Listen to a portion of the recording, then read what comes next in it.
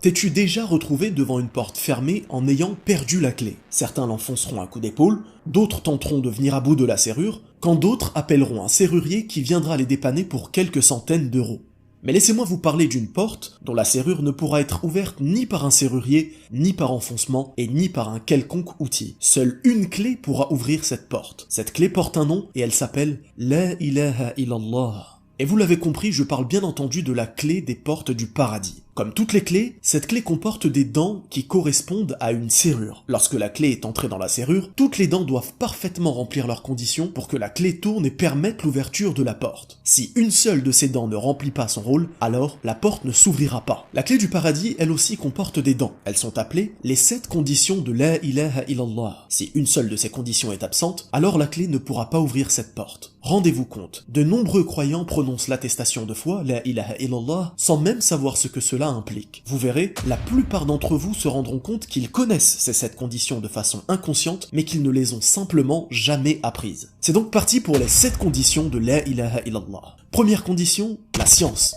qui a pour contraire l'ignorance. C'est le fait de savoir tout d'abord sa traduction, pas de divinité en dehors d'Allah, mais aussi, et surtout, ce que cela signifie. Nul n'est digne d'être adoré en dehors d'Allah. En bref, celui qui ignore ce que signifie cette parole ne remplit pas cette condition. Deuxième condition, la certitude, qui a pour contraire le doute. C'est le fait de croire sincèrement en cette parole et tout ce qu'elle implique. En bref, celui qui croit que d'autres divinités existent et sont dignes d'adoration en dehors d'Allah ne remplit pas cette condition. Troisième condition, l'exclusivité, appelée aussi la sincérité, qui a pour contraire le shirk, l'associationnisme. C'est le fait de purifier son intention de façon saine et exempte de toute association. En bref, celui qui prononce cette parole ou pratique sa religion en ayant l'intention que son entourage ait une bonne opinion de lui, ou pour un bénéfice purement mondain, ne remplit pas cette condition. Quatrième condition, la véracité, qui a pour contraire le mensonge. C'est le fait de croire sincèrement en cette parole. En bref, celui qui prononce cette parole sans que son cœur ne l'atteste réellement et par pur mensonge ne remplit pas cette condition. Cinquième condition, l'amour, qui a pour contraire la haine ou la répulsion. C'est le fait d'aimer cette parole à travers ce qu'elle implique et indique. En bref, celui qui prononce cette parole en éprouvant une gêne, de la haine ou de la répulsion ne remplit pas cette condition.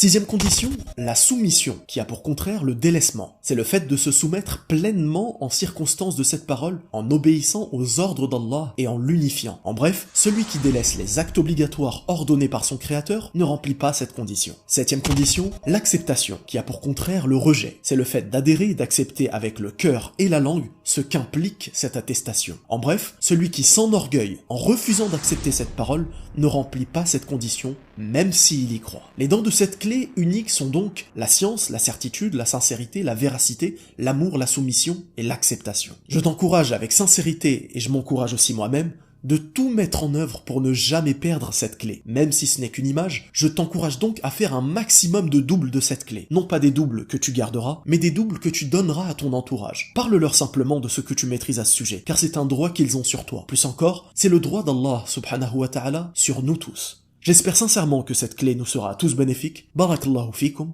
wassalamu alaykum wa rahmatullah.